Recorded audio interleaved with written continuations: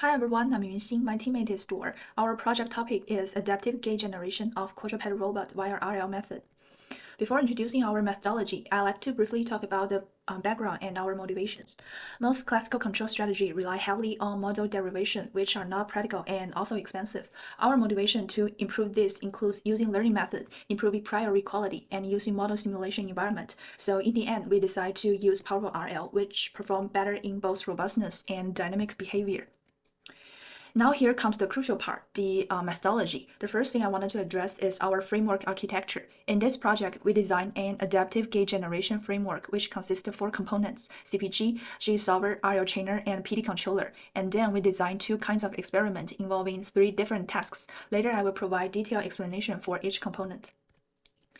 Since quadruped gait is rhythmic, to mimic it, we use the half oscillator and CPG network. Half oscillator plays the role of generating sine function, which we treat as joint signal.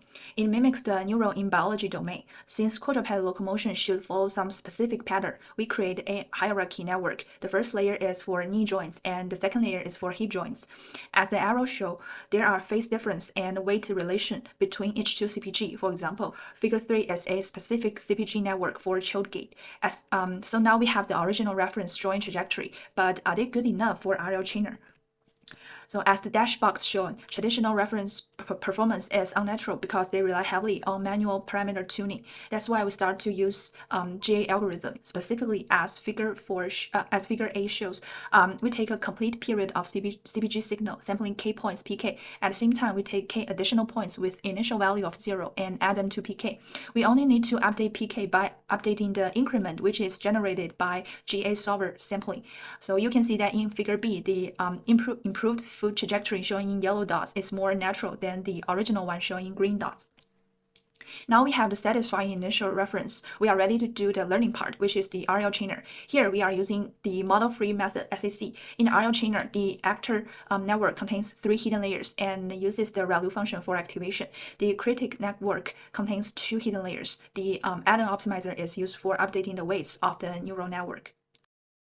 In our experiment, we focus on the effectiveness of the GA solver and the impact of the observation dimensions. For the GA solver, Group 1 used the original CPG trajectory, while Group 2 used the improved GA trajectory. The top graph shows Group 2 in green, outperforming Group 1 in red, demonstrating the GA solver's effectiveness.